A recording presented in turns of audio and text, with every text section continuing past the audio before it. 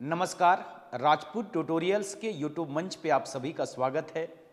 CGPSC mains previous year paper discussion की series में आज मैं paper number 3 part 2 Indian polity से संबंधित प्रावधानों पर डिस्कस करने के लिए उपस्थित हुआ हूं और आज के इस वीडियो में हम 3 महत्वपूर्ण बिंदुओं पर डिस्कस करेंगे, जिसके अंतर्गत सबसे पहले इस विषय के सिलेबस पर हम चर्चा करेंगे और सिलेबस के साथ साथ इनके वेटेज को हम देखेंगे।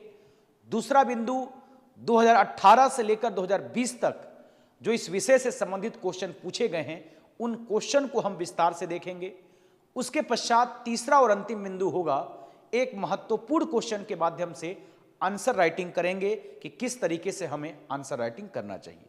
तो चलिए प्रारंभ करते हैं और सबसे पहले हम इसके अंतर्गत इनके सिलेबस और इनके वेटेज पर हम चर्चा करेंगे। इससे पूर्व जैसा कि आप सभी को मालूम है कि जो जीएस का पेपर है, अर्थात पेपर नंबर 3 से लेकर पेपर नंबर 7, इन सभी का फॉर्मेट एक समान है। अर्थात आपका इसमें 3 पार्ट होता है, पार्ट 1, पार्ट 2 और पार्ट 3। पार्ट 1 और पार्ट 3 से 75 मार्क्स के क्वेश्चन और पार्ट 2 से 50 मार्क्स का क्वेश्चन पूछा जाता है। और साथ ही साथ यदि वर्ड लिमिट देखें हम, तो पार्ट 1 और पार्ट 3 का फॉर्मेट सेम है। अर्थात पार्ट 1 और पार्ट 3 से 30 वर्ड, 60 वर्ड, 100 वर्ड और आपका 175 वर्ड के क्वेश्चन पूछे जाते हैं। वहीं पर पार्ट 2 की हम बात करें तो 30 वर्ड, 60 वर्ड, 100 वर्ड और 125 वर्ड, अर्थात 2 नंबर, 4 नंबर, 8 नंबर और 10 नंबर के क्वेश्चन यहां से पूछे जाते हैं। मतलब हमें यह स्पष्ट हो कि पार्ट 2 से सबसे लॉन्ग आंसर जो होगा वह 125 वर्ड का होता है। मतलब सबसे बड़ा आंसर जो हमें तैयार करना चाहिए वह 125 वर्ड में हो। ठीक है, तो चलिए सबसे पहले हम सिलेबस देखें। तो सिलेबस में सबसे पहला है भारत का संवैधानिक विकास 1773 से 1950 तक। ठीक है, इस आपके टॉपिक से 2018, 2019 और 2020 में यदि हम देखें तो 2019 में 2 मार्क्स का एक क्वेश्चन पूछा गया है और 2020 में 2 मार्क्स का एक क्वेश्चन पूछा गया है। ठीक है, वहीं पर संविधान का निर्माण, यो मूलभूत विशेषता और प्रस्तावना वाले टॉपिक से देखें तो 2018 में एक क्वेश्चन 2 नंबर का, एक क्वेश्चन 2 नंबर का पूछा गया है और 2019 में कोई क्वेश्चन नहीं पूछा गया, 2020 में भी कोई क्वेश्चन नहीं पूछा गया। ठीक है, इसके बाद संविधान की प्रकृति अर्थात नेचर्स, मौलिक अधिकार, फंडामेंटल राइट्स, फंडामेंटल ड्यूटीज। ठीक, अर्थात एक महत्वपूर्ण पार्ट है संविधान का। तो 4 मार्क्स का क्वेश्चन पूछा गया है 2018 में, 8 मार्क्स का क्वेश्चन पूछा गया 19 में और एक क्वेश्चन 2 मार्क्स का, एक क्वेश्चन 4 मार्क्स का पूछा गया 2020 के अंतर्गत। क्लियर है। उसके बाद राज्य की नीति निर्देशक तत्वों से, अर्थात जो संविधान का पार्ट 4 है, स्टेट डायरेक्टिव प्रिंसिपल डीपीएसपी, यहां से क्वेश्चन अभी तक नहीं 2018 में, नहीं 19 में और नहीं आपके 20 से क्वेश्चन पूछे गए हैं। क्लियर है। अब इसके बाद हम बात करते हैं पार्ट 5 अर्थात संघ की कार्यपालिका, व्यवस्थापिका और न्यायपालिका। ठीक है, यहां से आपका 18 में 8 मार्क्स, 19 में एक क्वेश्चन 2 मार्क्स का, एक क्वेश्चन 4 मार्क्स का, 20 में 2 मार्क्स में, ठीक 2 मार्क्स का 2 और एक आपका क्वेश्चन लॉन्ग में अर्थात 10 मार्क्स का। क्लियर है। उसके बाद संवैधानिक उपचार का अधिकार, जो आपका फंडामेंटल राइट्स का ही आर्टिकल 32 की बात करता है, जनहित याचिकाएं, न्यायिक सक्रियता, न्यायिक पुनर्विलोकन, महान्यायवादी, यहां से 18 में 4 मार्क्स, 19 में 4 मार्क्स और 20 में आपका यहां से क्वेश्चन नहीं पूछा गया। अर्थात जब हम इन सिलेबस को देखते हैं तो हमें यह समझ में आ रहा है कि लगभग आपके इन टॉपिक से क्वेश्चन किसी न किसी फॉर्मेट में आपका क्वेश्चन पूछा जा रहा है। क्लियर है। अब इसके पश्चात हम बात करते हैं राज्य की कार्यपालिका, व्यवस्थापिका, न्यायपालिका या महाधिवक्ता। ठीक है, और नीचे आपको इसी फॉर्मेट में यदि हम देखें तो छत्तीसगढ़ से संबंधित, अर्थात जब आप पूरे पेपर को एनालिसिस करेंगे तो हमें यह निष्कर्ष निकलता है कि तुलनात्मक रूप से केंद्रीय प्रशासन की तुलना में राज्य के प्रशासन से ज्यादा क्वेश्चन पूछा जा रहा है। अर्थात छत्तीसगढ़ के संदर्भ में, ठीक, चाहे छत्तीसगढ़ की व्यवस्थापिका अर्थात विधायिका की बात करूं या छत्तीसगढ़ की कार्यपालिका एग्जीक्यूटिव सिस्टम की बात करूं या इनकी जुडिशरी सिस्टम की बात करूं, तुलनात्मक रूप से सेंट्रल एडमिनिस्ट्रेशन की तुलना में, केंद्रीय प्रशासन की तुलना में स्टेट एडमिनिस्ट्रेशन, वो भी छत्तीसगढ़ के पॉइंट ऑफ व्यू से ज्यादातर क्वेश्चन पूछे गए हैं। ठीक, जैसा कि आप देख पा रहे हैं, यहां से आपका 10 मार्क्स प्लस 10 मार्क्स आपका 2018, 2019 में आपका 10 मार्क्स का, ठीक, 20 में, मतलब बड़े क्वेश्चन में लगातार 18, 19, 20 में क्वेश्चन पूछा गया है। क्लियर है? ठीक, ये आपका सामान्यतः अथवा में होता है। उसके बाद आपका संघ राज्य संबंध, विधायी और प्रशासनिक और वित्तीय संबंध अर्थात सेंट्रल स्टेट रिलेशन से अभी तक क्वेश्चन नहीं पूछा गया है। मतलब आपका संभावना है कि आने वाले ईयर में यहां से जरूर क्वेश्चन पूछा जाए, और जब भी सेंट्रल स्टेट रिलेशन से क्वेश्चन आएंगे, संभवतः यह उम्मीद है कि आपके लॉन्ग आंसर ही ज्यादातर पूछा जाए। डीपीएसपी से अभी तक क्वेश्चन नहीं आया है, मतलब यह भी आप उम्मीद कर सकते हैं कि इस वर्ष यहां से क्वेश्चन आ सकता है। क्लियर है? आपात उपबंध, संविधान संशोधन, आधारभूत ढांचा से यदि हम बात करें 18 में नहीं पूछा गया है, 19 और 20 में यहां से क्वेश्चन पूछे गए हैं। तो ये आपके सिलेबस है। अब इस सिलेबस के आधार पर यदि हम बात करें कि 2018, 19 और 20 में कौन कौन से क्वेश्चन पूछे गए हैं, तो पहले हम 2 मार्क्स के क्वेश्चन देख लें। 2 मार्क्स में पहला क्वेश्चन पूछा गया 2018 में, संविधान संशोधन की विधियां। ठीक है, संविधान संशोधन की विधियां। जैसा कि आप सभी को मालूम है कि भारत के संविधान में कोई भी प्रावधान को जोड़ना हो या किसी प्रावधान को संविधान से हटाना हो, दोनों स्थितियों में संविधान में संशोधन आवश्यक होता है। तो ये आपको पता है कि संविधान संशोधन जरूरी है, लेकिन संविधान के अनुसार, किस विधि के अनुसार आपका संविधान का संशोधन किया जाएगा, इसे आपका क्वेश्चन पूछा जा रहा है 2 मार्क्स में।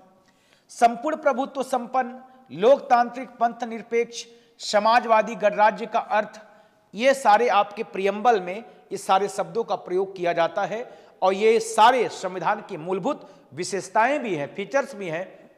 तो इनका अर्थ 2 नंबर में।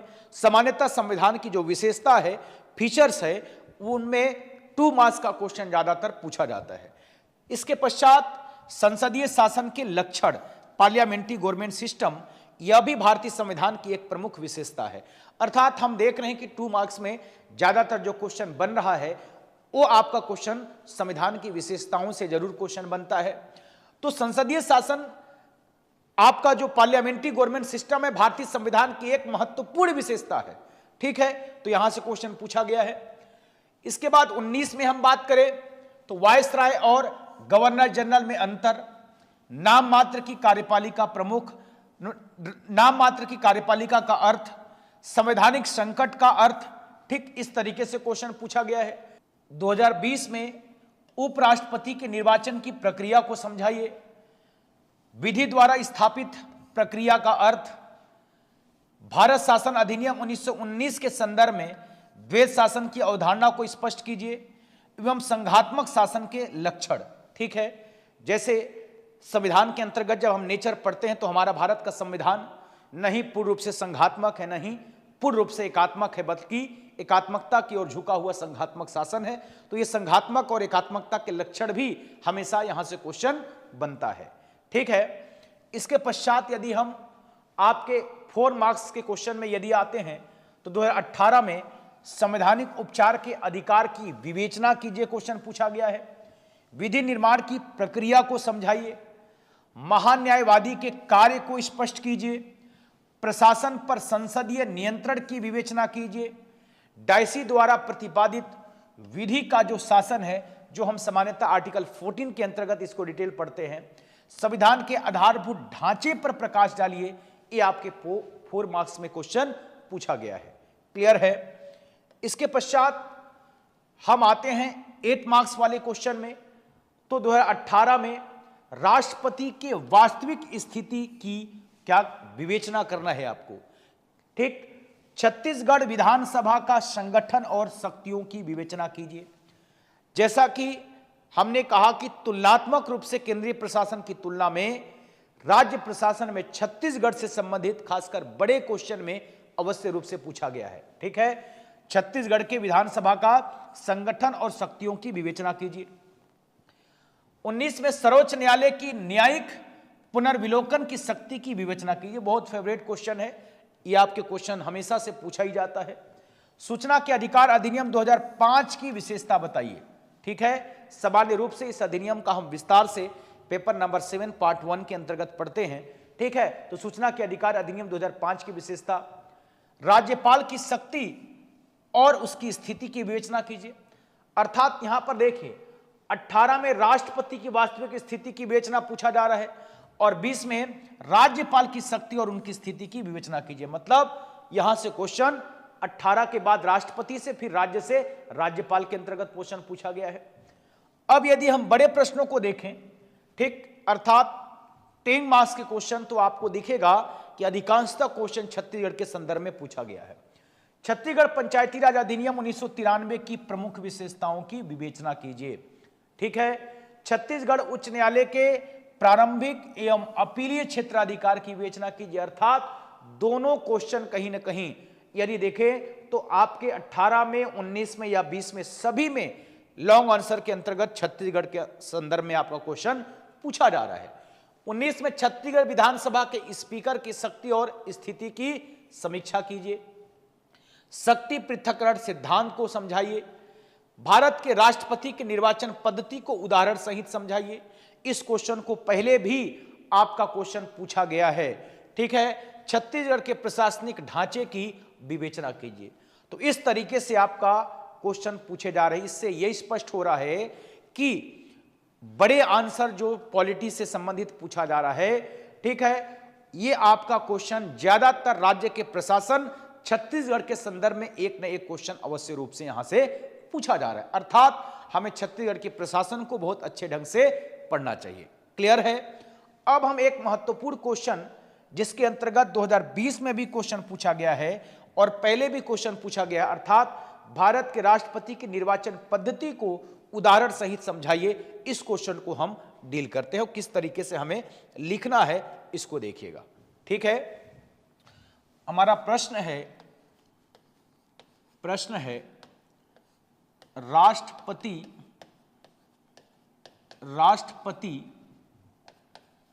के निर्वाचन पद्धति को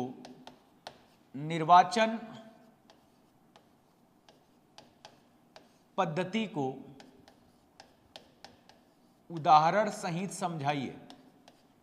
उदाहरण सहित समझाइए। ठीक है, ये आपका क्वेश्चन है। ठीक, राष्ट्रपति के निर्वाचन पद्धति को उदाहरण सहित समझाइए।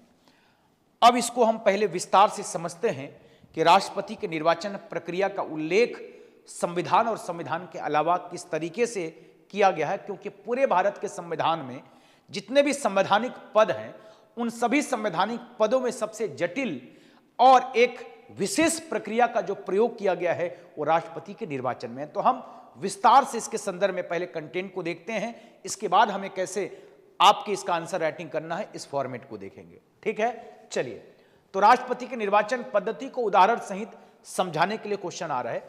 तो सबसे पहले हम बात करते हैं कि जो राष्ट्रपति का निर्वाचन है, ठीक है, राष्ट्रपति का निर्वाचन,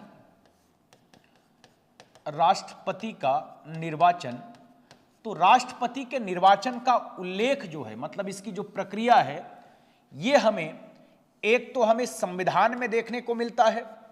पहला एक आपका हमें कहां पर संविधान में देखने को मिलता है, और दूसरा संविधान के साथ साथ इसके लिए एक अधिनियम बनाया गया है, राष्ट्रपति निर्वाचन अधिनियम। ठीक, निर्वाचन अधिनियम 1952। ठीक, राष्ट्रपति निर्वाचन अधिनियम 1992।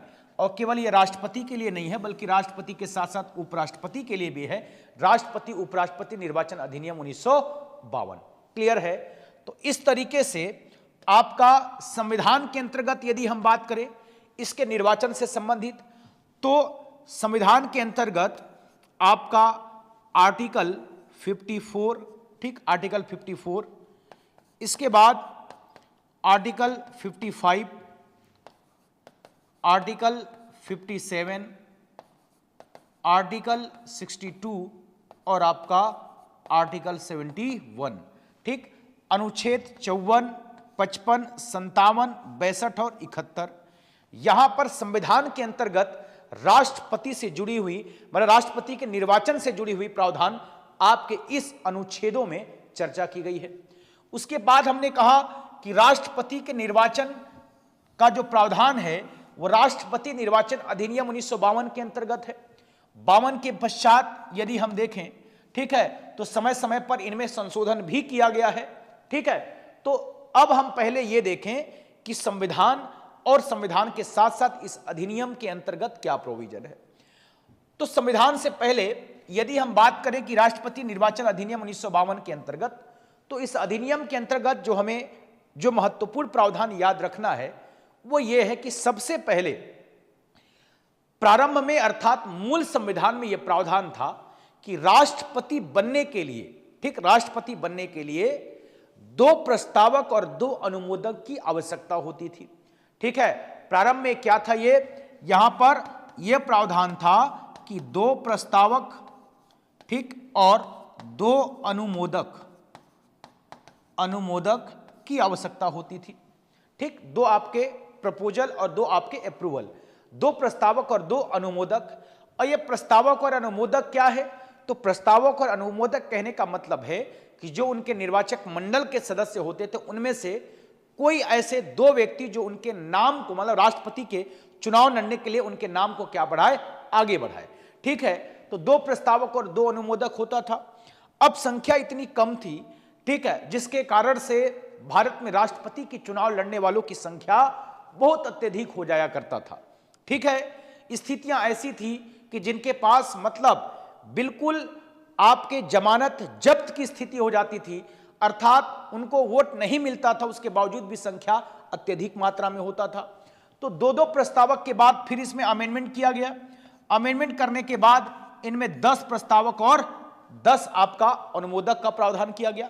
फिर फाइनली 1997 के अंतर्गत 50 प्रस्तावक और 50 अनुमोदक का प्रावधान किया गया। क्लियर है? क्योंकि 10 प्रस्तावक और 10 अनुमोदक का भी प्रावधान किया गया, तब भी यह आपकी परंपरा देखने को मिला कि ऐसे भी सदस्य चुनाव लड़ रहे हैं जिन्हें जो प्रस्तावक और जो अनुमोदक जो उनको नाम आगे किया है वो लोग भी उनको वोट नहीं दे रहे। मतलब संख्या बहुत अत्यधिक मात्रा में राष्ट्रपति के चुनाव लड़ने के लिए आपकी संख्या ज्यादा हो जा रहा था। इस स्थिति में हुआ कि एक ऐसी मानक तय की जाए जिससे राष्ट्रपति के उम्मीदवार के लिए कम से कम इतनी संख्या में हो, क्योंकि एक गरिमामय पोस्ट है, भारत के संविधान के अंतर्गत प्रथम नागरिक है, ठीक है। और भारत के संविधान के अंतर्गत राष्ट्रपति की भूमिका देखें तो राष्ट्रपति किसी एक पार्टी विशेष से नहीं होते, क्योंकि राष्ट्रपति पूरे भारत का राष्ट्रपति होता है। तो 1997 से हुआ कि प्रस्तावक 50 और अनुमोदक कितने होंगे, 50। अर्थात यह भी कहा गया कि जो प्रस्तावक हो सकता वो अनुमोदक नहीं हो सकता, जो अनुमोदक हो सकता वो प्रस्तावक नहीं हो सकता। क्लियर है? इससे यह स्पष्ट होता है कि टोटल जो है, टोटल 100 सदस्यों का समर्थन होगा तभी व्यक्ति वो राष्ट्रपति के लिए, राष्ट्रपति के चुनाव लड़ने के लिए उम्मीदवार बन सकता है, ठीक है। तो वर्तमान में 50 प्रस्तावक और 50 अनुमोदक की आवश्यकता पड़ती है, लेकिन जो प्रस्तावक है अनुमोदक नहीं हो सकता, जो अनुमोदक है प्रस्तावक नहीं हो सकता। क्लियर है? अब बात करते हैं हम संविधान में। तो संविधान के अंतर्गत जैसा कि आर्टिकल 54 के अंतर्गत क्या प्रावधान है, निर्वाचक मंडल, क्या है आपका निर्वाचक मंडल, ठीक है। 54 में निर्वाचक मंडल है, इलेक्टोरल कॉलेज है। 55 के अंतर्गत निर्वाचन की प्रक्रिया है, निर्वाचन की प्रक्रिया है, ठीक। 57 के अंतर्गत आपका पुनः निर्वाचन से संबंधित प्रावधान है, आपका री इलेक्शन, 62 में अचानक पद यदि रिक्त हो जाता है तो जो आपके रिक्ति की स्थिति में जो राष्ट्रपति अर्थात निर्वाचित होगा उसकी अवधि के बारे में प्रावधान किया गया 62 के अंतर्गत। ठीक, रिक्ति की स्थिति में निर्वाचित राष्ट्रपति की अवधि। 71 के अंतर्गत यदि इनके निर्वाचन में किसी प्रकार का विवाद होता है तो इससे संबंधित प्रावधानों की बात कही गई है। अब हम इसको विस्तार से हम समझते हैं कि संविधान के अंतर्गत इनकी प्रक्रियाओं पर क्या प्रावधान किया गया है। ठीक, सबसे पहले बात करें क्या आपका आर्टिकल 54। ठीक, आर्टिकल 54 के अंतर्गत क्या है आपका राष्ट्रपति का निर्वाचक मंडल है। राष्ट्रपति का निर्वाचक मंडल, राष्ट्रपति का निर्वाचक मंडल, electoral college of president. Clear है। यदि आपसे क्वेश्चन हो सकता है कि आपको 30 वर्ड या 60 वर्ड में सीधे ये भी क्वेश्चन पूछा जा सकता है। ठीक है, अलग से आपका 30 या 60 वर्ड में क्वेश्चन पूछा जा सकता है कि राष्ट्रपति के निर्वाचक मंडल के बारे में बताइए। ठीक, इलेक्टोरल कॉलेज। तो सबसे पहले ध्यान दीजिएगा, निर्वाचक मंडल कहने से आशय है कि राष्ट्रपति के चुनाव में, ठीक, राष्ट्रपति के निर्वाचन में भाग लेने वाले सदस्यों का समूह क्या कहलाता है? निर्वाचक मंडल कहलाता है। क्लियर है। अर्थात जिन लोगों के द्वारा राष्ट्रपति को चुना जाता है, अर्थात जिनको चुनाव में भाग लेने का अधिकार है, उन लोगों का समूह क्या कहलाता है? आपका निर्वाचक मंडल कहलाता है। ठीक है। अर्थात इसे हम कह सकते हैं कि राष्ट्रपति के निर्वाचन में भाग लेने वाले सदस्यों का समूह, ठीक, सदस्यों का समूह क्या कहलाता है? आपका निर्वाचक मंडल कहलाता है। ठीक, अब कौन कौन भाग लेते हैं? तो सबसे पहले लोकसभा व राज्यसभा के निर्वाचित सदस्य, लोकसभा व राज्यसभा के निर्वाचित सदस्य। ठीक है। दूसरे नंबर पे राज्यों के विधान सभा के निर्वाचित सदस्य, ठीक। और तीसरे नंबर पर 2 केंद्र शासित प्रदेश वर्तमान स्थिति में देखें तो दिल्ली व पुडुचेरी, ठीक है, विधानसभा के निर्वाचित सदस्य। ठीक है, निर्वाचित सदस्य। मतलब यहां पर यह स्पष्ट हो रहा है कि जैसे हमें मालूम है कि लोकसभा में निर्वाचित और मनोनीत, राज्यसभा में निर्वाचित और मनोनीत होते हैं, लेकिन राष्ट्रपति के निर्वाचन में कोई भी नॉमिनेटेड मेंबर शामिल नहीं होता, चाहे वो लोकसभा का नॉमिनेटेड मेंबर हो या राज्यसभा का नॉमिनेटेड मेंबर हो या विधानसभा का नॉमिनेटेड मेंबर हो, और साथ ही साथ विधान परिषद का कोई भी मेंबर राष्ट्रपति के निर्वाचन में भाग नहीं लेता। क्लियर है। तो ये राष्ट्रपति का क्या है? आपका निर्वाचक मंडल। अर्थात राष्ट्रपति के निर्वाचक मंडल में हम देख रहे हैं कि लोकसभा और राज्यसभा के कौन निर्वाचित सदस्य भाग ले रहे हैं, वहीं पर विधानसभा के भी निर्वाचित सदस्य और दिल्ली पांडिचेरी विधानसभा के निर्वाचित सदस्य। अर्थात लोकसभा, राज्यसभा, विधानसभा तीनों स्तर पर कोई भी नॉमिनेटेड मेंबर आपका शामिल नहीं होता है। साथ ही साथ विधान परिषद का कोई भी मेंबर राष्ट्रपति के निर्वाचन में भाग नहीं लेता। क्लियर है। तो यह है आपका राष्ट्रपति का निर्वाचक मंडल। अब हम इसमें बात करते हैं निर्वाचन की प्रक्रिया, जो हमारा आज का प्रश्न है। ठीक है। अर्थात आर्टिकल 55, ठीक, आर्टिकल यदि 55 की हम बात करें तो क्या है आपका? राष्ट्रपति के निर्वाचन की प्रक्रिया। ठीक, राष्ट्रपति के निर्वाचन की प्रक्रिया। अब जो प्रोसेस ऑफ इलेक्शन है अर्थात राष्ट्रपति के निर्वाचन की प्रक्रिया है, इस अनुच्छेद में विस्तार से बात किया गया है। तो इस निर्वाचन की प्रक्रिया पर हम बात करें तो सबसे पहले इसका फॉर्मेट हम देखें तो राष्ट्रपति के निर्वाचन की प्रक्रिया में सबसे पहला बिंदु कि इनका चुनाव जो है कैसा होता है, अप्रत्यक्ष होता है, इनडायरेक्ट होता है। दूसरा, इनके चुनाव में आनुपातिक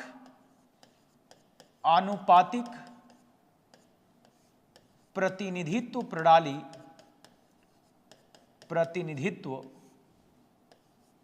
प्रणाली अर्थात प्रोपोर्शनल रिप्रेजेंटेटिव सिस्टम का प्रयोग किया जाता है। ठीक है।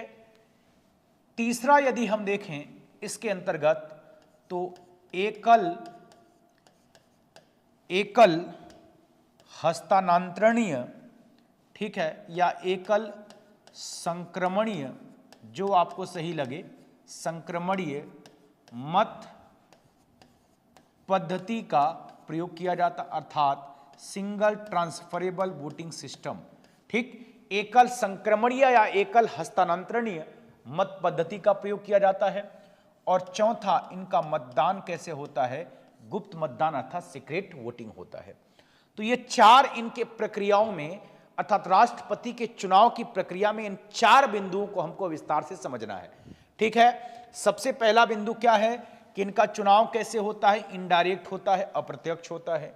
इनके चुनाव में आनुपातिक प्रतिनिधित्व प्रणाली अर्थात PRS system, proportional representative system का प्रयोग किया जाता है। ठीक। तीसरा है एकल संक्रमणीय मत पद्धति का प्रयोग किया जाता है, सिंगल ट्रांसफरेबल वोटिंग, और इनका चुनाव गुप्त मतदान के तहत किया जाता है। अपने आप में हर एक इन तीनों लाइन से क्वेश्चन बन सकता है कि राष्ट्रपति के चुनाव की प्रक्रिया अप्रत्यक्ष प्रक्रिया का प्रयोग किया गया है, इसकी विवेचना कीजिए। आखिर क्यों राष्ट्रपति के चुनाव की प्रक्रियाओं में इनडायरेक्ट इलेक्शन ही क्यों, इसके पीछे भी तर्क है कि क्यों आखिरकार इनके चुनाव अप्रत्यक्ष रखा गया। क्योंकि जब संविधान बनाया जा रहा था तो कुछ लोगों का मानना था कि इनका चुनाव डायरेक्ट होना चाहिए, कुछ लोगों का मानना था कि अप्रत्यक्ष होना चाहिए, और अंतिम रूप से राष्ट्रपति का चुनाव क्या आपका प्रावधान क्या रखा गया, इनडायरेक्ट हो। आपसे क्वेश्चन अलग से आनुपातिक प्रतिनिधित्व प्रणाली के बारे में पूछा जा सकता है। ठीक, पीआरएस सिस्टम को समझाइए। एकल संक्रमणीय मत पद्धति की प्रक्रिया को समझाने के लिए क्वेश्चन पूछा जा सकता है। तो इस तरीके से हम इन प्रक्रियाओं को एक एक करके देखते हैं। सबसे पहले बात करें आपका इनका चुनाव कैसे होता है, इनडायरेक्ट। तो इतना आपको पता है कि अप्रत्यक्ष चुनाव का मतलब है कि जनता सीधे वोट नहीं करती। ठीक है, हम और आप कभी भी राष्ट्रपति के चुनाव में हम भाग नहीं लेते, कुछ विशेष लोगों के द्वारा इनको चुना जाता है, अर्थात जनता के द्वारा चुने हुए प्रतिनिधियों के माध्यम से जो चुना जाए वो क्या होता है, आपका इनडायरेक्ट इलेक्शन होता है।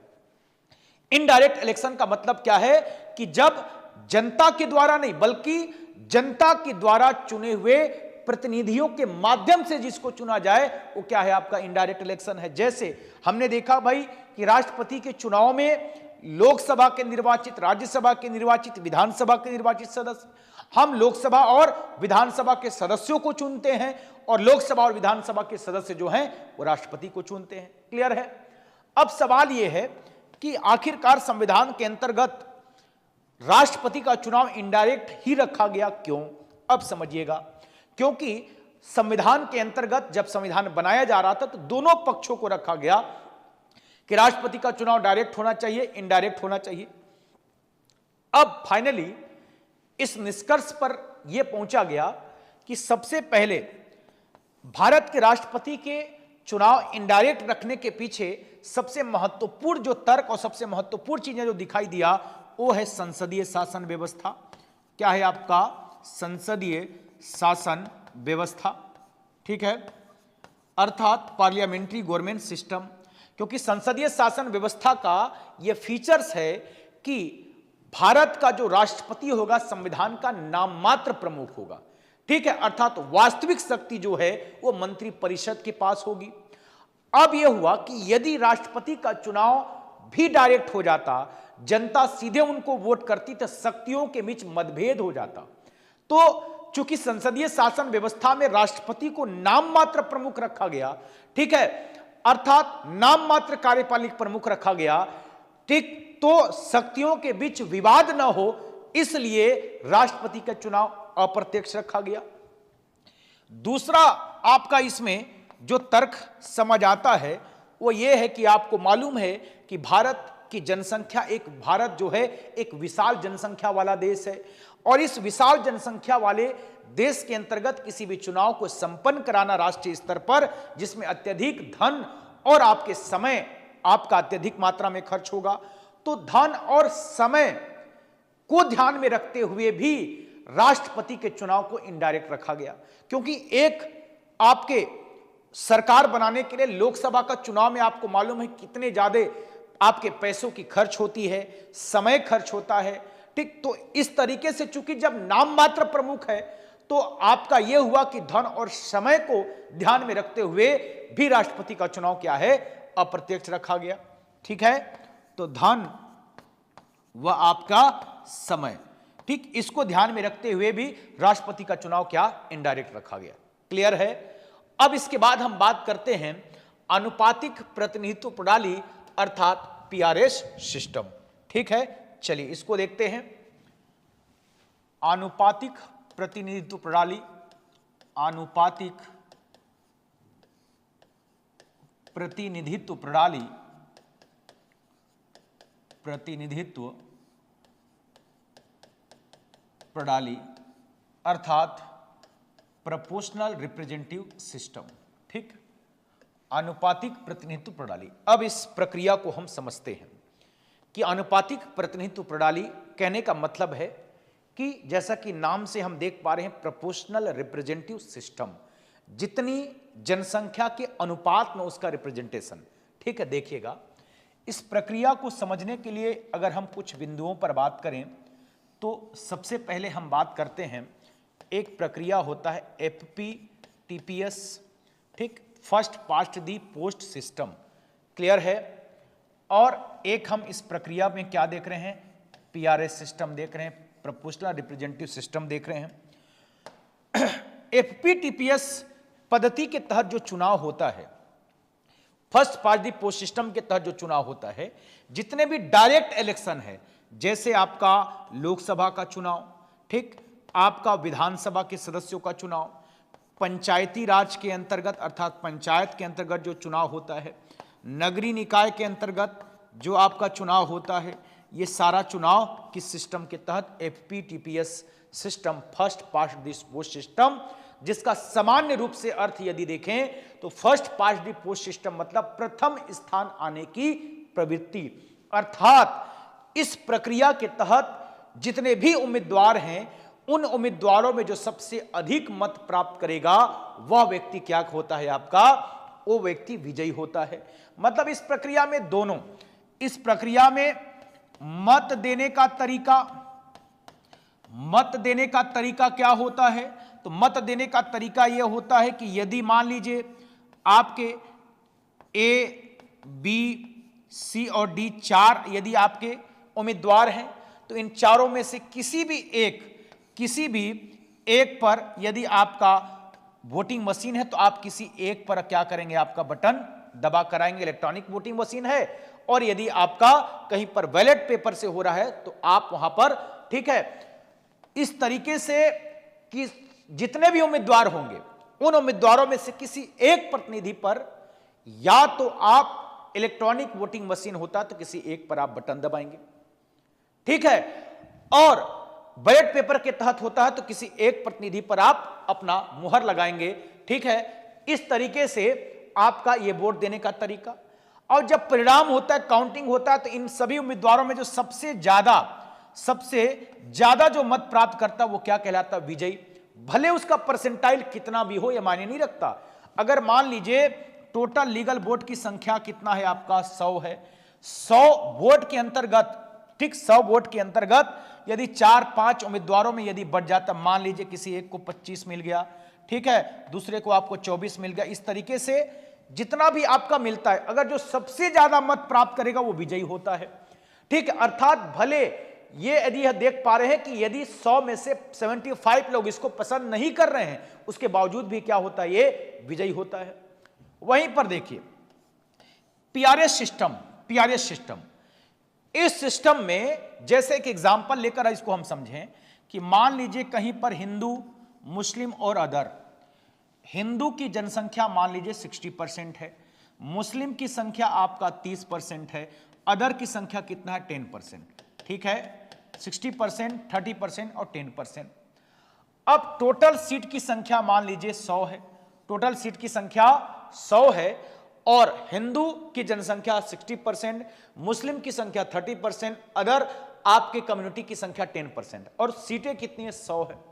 तो इस सिस्टम में अगर मान लीजिए वोटों का पोलराइजेशन हो गया, वोटों का यदि ध्रुवीकरण हो गया कि मान लीजिए हिंदू जनसंख्या हिंदू को वोट कर रहा है, मुस्लिम जनसंख्या मुस्लिम को वोट कर रही है, अदर को वोट कर रहे हैं, तो इस पद्धति में क्या होगा कि जनसंख्या 60% है लेकिन हिंदू को सीटें कितनी जाएगी 100% जाएगी, क्योंकि इसमें क्या है कि वही प्रतिनिधि विजयी होता है जो अन्य उम्मीदवारों में जो सबसे ज्यादा, तो चूंकि इसके पास तो आधा से ज्यादा ऐसे ही है, मतलब विजयी, मतलब सीट जनसंख्या 60 है लेकिन सीटें कितनी होंगी 100 होगी।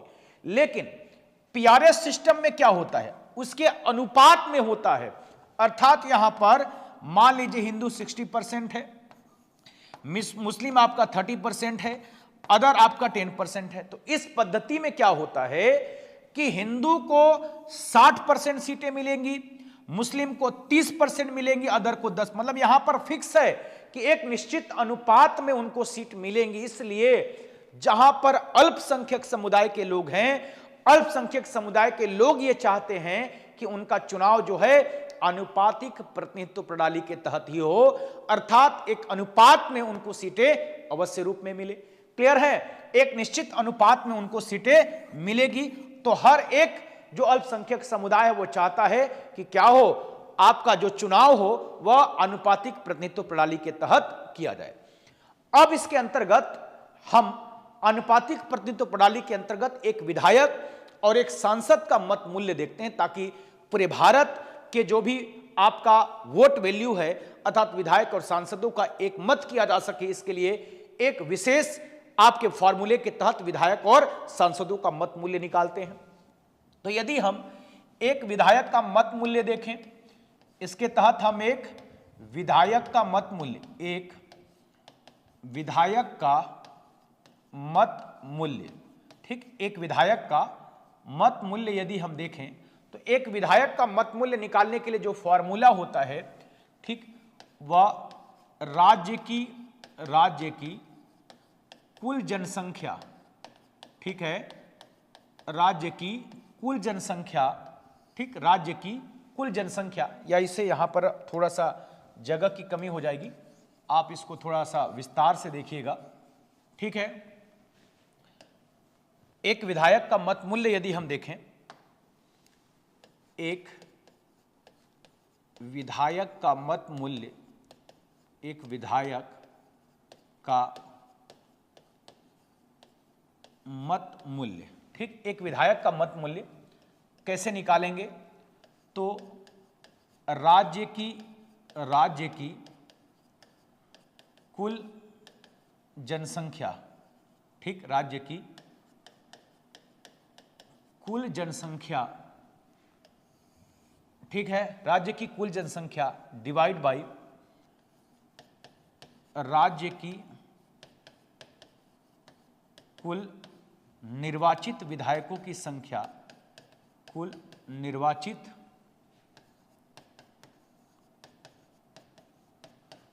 विधायकों की जनसंख्या इंटू 1/1000, ठीक है। एक विधायक की वोट वैल्यू होता है, क्लियर है, एक विधायक का वोट वैल्यू है राज्य की कुल जनसंख्या डिवाइड बाय राज्य की कुल निर्वाचित विधायकों की संख्या इंटू 1/1000, क्लियर है। लेकिन ध्यान रखेंगे, ध्यान ये रखना है कि यहां पर जो जनसंख्या लिया जाता है वो वर्तमान की जनगणना के आधार पर नहीं, बल्कि ये जनगणना 1971 की जनगणना के आधार पर आपकी जनसंख्या लिया जाता है। उसके पीछे भी कारण है कि जब जनसंख्या नियंत्रण का कॉन्सेप्ट आया तो यह हुआ कि कुछ राज्यों में जनसंख्या नियंत्रित की गई, नियंत्रण का प्रयास किया गया और कुछ राज्यों में जनसंख्या बढ़ने लगी। तो इससे यह हुआ कि भाई राष्ट्रपति के निर्वाचन में जो रिप्रेजेंटेशन है, जो जनसंख्या को नियंत्रित कर रहा है उसका कम हो जा रहा है, जो जिसकी जनसंख्या बढ़ रही है उसका ज्यादा हो रहा है। तो ये कांस्टेंट कर दिया कि 1971 की जनगणना के आधार पर ही माना जाएगा। तो ये जो लिया जाता है वो 1971 की जनगणना के आधार पर ही लिया जाता है। मान लीजिए भाई 1971 के अंतर्गत ठीक है, मान लीजिए छत्तीसगढ़ की जनसंख्या आपका 50 लाख है, ठीक, टोटल विधानसभा की सीटों की संख्या 90 है, इनटू आपका क्या 1/1000 होगा। क्लियर है? तो इस तरीके से जो संख्या आएगा वो क्या होगा, एक विधायक का क्या होगा, आपका मत मूल्य होगा। क्लियर है? उसी तरीके से हम एक सांसद का मत मूल्य देखते हैं। एक सांसद का मत मूल्य, तो एक सांसद का मत मूल्य निकालने के लिए यदि हम फॉर्मूला देखें, ठीक है, तो आपका कुल विधायकों का मत मूल्य, ठीक, कुल विधायकों का मत मूल्य ठीक है, डिवाइड बाई, ठीक है, लोकसभा और राज्यसभा के, ठीक है, निर्वाचित सदस्यों की संख्या, ठीक, सदस्यों की संख्या। अर्थात यदि देखा जाए तो वर्तमान में 543 लोकसभा में और आपका, ठीक, 233 राज्यसभा में, अर्थात 776 से क्या किया जाएगा, इसको डिवाइड किया जाएगा। ठीक है, तो ये जो भी डेटा आएगा वो एक सांसद का क्या निकलेगा, आपका मत मूल्य निकलेगा। अर्थात हम ये इस फार्मूले से हमें ये स्पष्ट हो रहा है कि एक आपके विधायक का जो वोट वैल्यू होगा भारत के राज्यों में, अलग अलग राज्यों में अलग अलग होगा, ठीक है, लेकिन सांसदों का मत मूल्य पूरे भारत में सभी के लिए क्या होगा, आपका एक समान होगा। क्लियर है? तो ये आनुपातिक प्रतिनिधित्व प्रणाली है। अब इसके बाद हम यदि बात करते हैं एकल संक्रमणीय मत पद्धति, ठीक है, क्या आपका एकल संक्रमणीय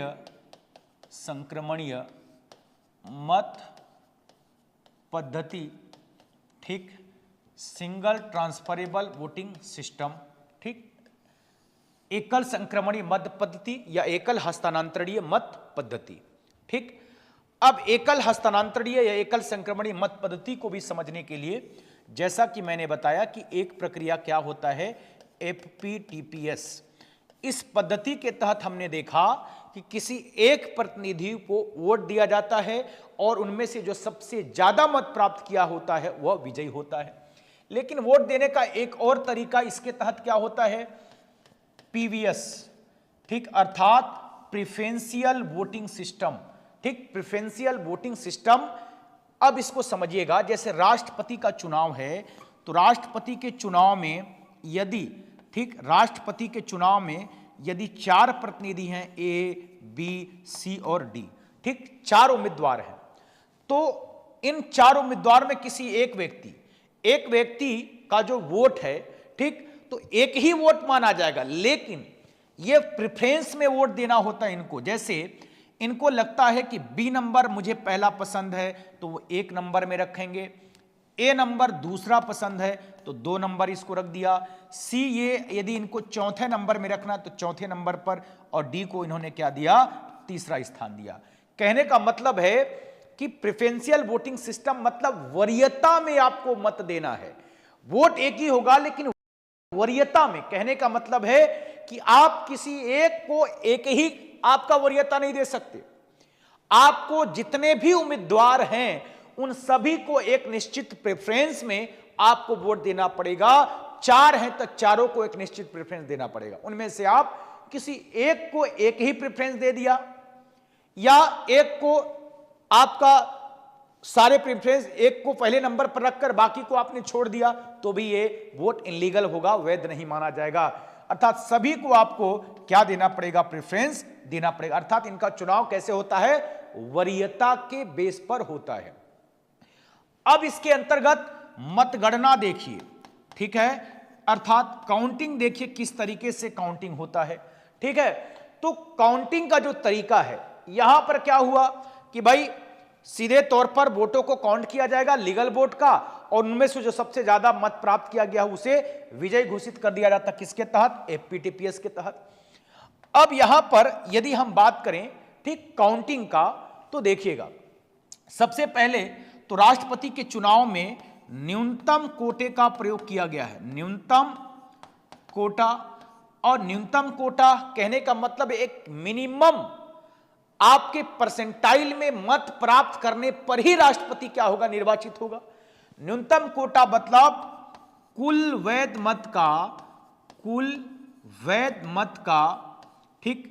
का ठीक जितना भी टोटल लीगल वोट होगा, टोटल लीगल वोट बाय 2 + 1, अर्थात हम ये कहें कि टोटल वैध मत का 50% से ज्यादा मत प्राप्त करने पर ही कोई राष्ट्रपति के लिए निर्वाचित होगा।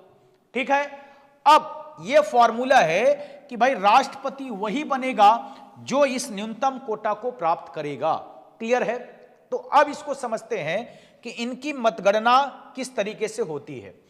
तो जब काउंटिंग होगा अर्थात गणना होगा, तो गणना में सबसे पहले प्रथम वरीयता की गणना होती है, प्रथम वरीयता की गणना होगी। सबसे पहले फर्स्ट प्रेफरेंस की गणना होगी।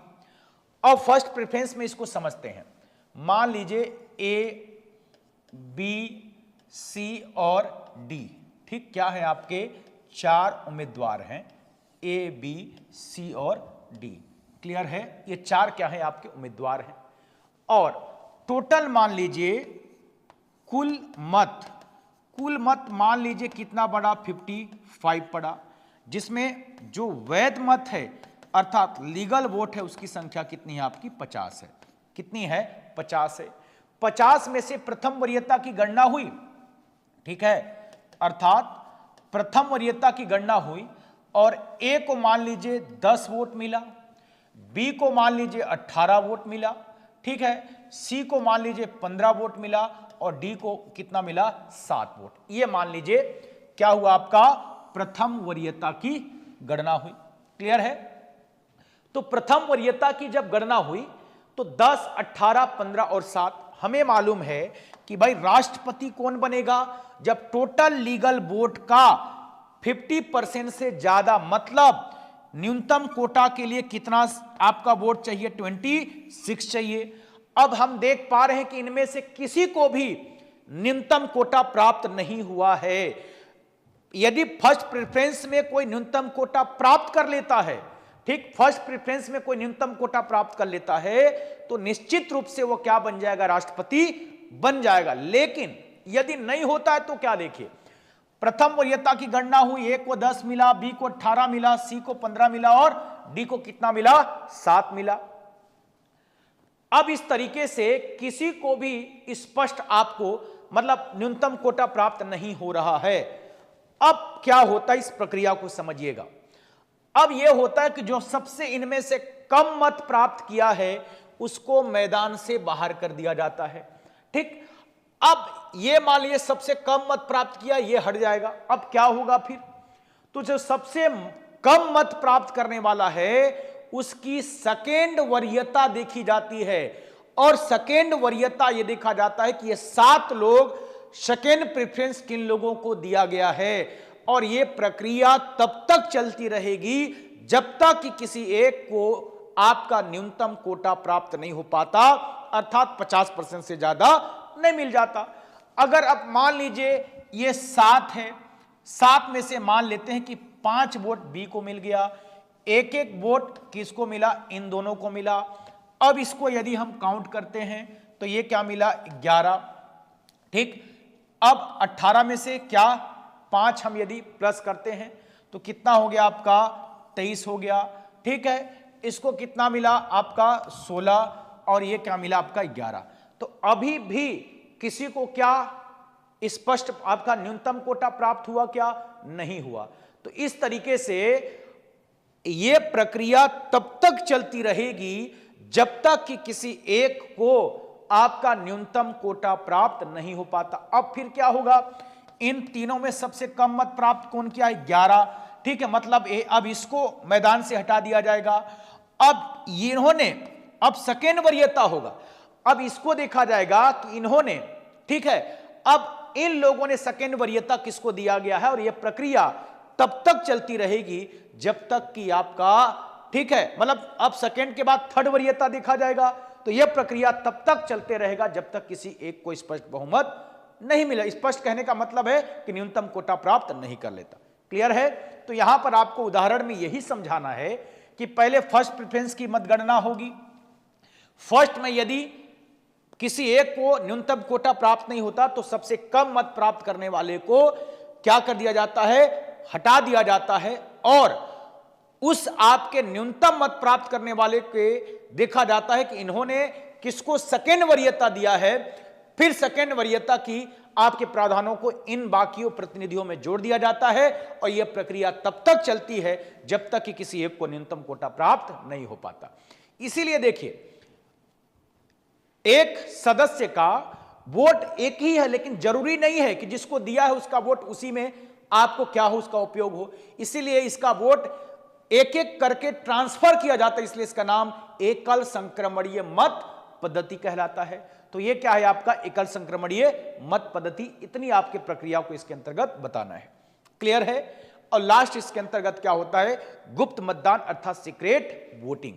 तो सीक्रेट वोटिंग कहने का मतलब इनका चुनाव गुप्त होता है। याद रखेंगे, राष्ट्रपति के चुनाव में कोई इलेक्ट्रॉनिक वोटिंग मशीन का प्रयोग नहीं होता है। इनके चुनाव दल के आधार पर नहीं होते, क्योंकि एक निश्चित दल का रिप्रेजेंट नहीं करता राष्ट्रपति, पूरे भारत की जनता को रिप्रेजेंट करता है। क्लियर है? तो इस तरीके से इनके प्रावधानों में आपका इस पद्धति का प्रयोग किया जाता है। ठीक, उसके बाद हमने ये देखा था आर्टिकल 62 कि 62 में यह है कि मान लीजिए अगर पद राष्ट्रपति का अचानक खाली हो जाता है, तो संविधान में है कि किसी भी परिस्थिति में राष्ट्रपति का पद खाली नहीं रह सकता। ठीक, तो कार्यवाहक राष्ट्रपति के रूप में नियुक्ति की जाएगी। तो रिक्ति की स्थिति में जो राष्ट्रपति बनेगा वह मैक्सिमम 6 मंथ के लिए ही हो सकता है, 6 महीने के लिए हो सकता है। 6 महीने के अंदर कोई नए राष्ट्रपति का चुनाव करा लिया जाएगा। वैसे यह परंपरा है कि राष्ट्रपति का कार्यकाल पूर्ण होने से पहले ही उनका चुनाव करा लिया जाता है। क्लियर है? और 71 में जो कुछ भी राष्ट्रपति के संदर्भ में विवाद होता है, इसका विवाद जो है वो कहां पर, सुप्रीम कोर्ट, और सुप्रीम कोर्ट का निर्णय जो होता है वो क्या होगा, आपका अंतिम होता है। क्लियर है? तो इस तरीके से इतने कंटेंट इसके अंतर्गत हमने देखा। अब आपको मान लीजिए इस क्वेश्चन को आपको कितना 125 वर्ड में आपको लिखना है। ठीक, 125 शब्दों में इसको क्या करना, आपको डील करना है। तो सबसे पहले आप इसके अंतर्गत, ठीक, 4 लाइन में इसका इंट्रो आपको देना है। ठीक, इसके अंतर्गत सबसे पहले यदि हम बात करें तो इसका आंसर अगर लिखना हो तो सबसे पहले इंट्रोडक्शन, यह है आपका 3 से 4 लाइन आप इंट्रोडक्शन बता दीजिए। कहने का मतलब है कि राष्ट्रपति के निर्वाचन प्रक्रिया को उदाहरण सहित पूछा गया है, तो सबसे पहले बताइए कि भारतीय संविधान के अंतर्गत, ठीक है, आर्टिकल के अंतर्गत हमने देखा कि 54 है, ठीक, 55 है, 57 है, इसके अलावा 62, 71, इन सभी अनुच्छेदों में राष्ट्रपति के निर्वाचन से संबंधित प्रावधान किए गए, और साथ ही साथ राष्ट्रपति निर्वाचन अधिनियम 1952 के अंतर्गत भी इसका प्रोविजन किया गया है। क्लियर है? उसके बाद उनकी प्रक्रियाओं को, मेन बॉडी के अंतर्गत इनकी प्रक्रियाओं को आपको क्या करना है, विस्तार से उदाहरण सहित आपको क्या करना है, समझा देना है, और अंतिम में आपको 2 से 3 लाइन में आपको कंक्लूजन बताना है। क्योंकि भारत के राष्ट्रपति का चुनाव जो है संपूर्ण संवैधानिक पदों के अंतर्गत, मतलब आपको बताइएगा कि इस प्रक्रियाओं को ध्यान में रखते हुए हमें यह स्पष्ट होता है कि राष्ट्रपति का चुनाव एक जटिल और विशेष प्रक्रिया का प्रयोग किया जाता है। ठीक है? तो इस तरीके से आपका ये आंसर क्या होगा, कंप्लीट होगा। क्लियर है? उम्मीद करता हूं कि ये सारे प्रावधान आपको अच्छे से समझ आया होगा।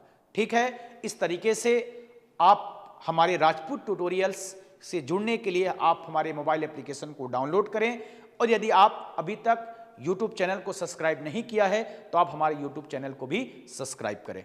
Thank you.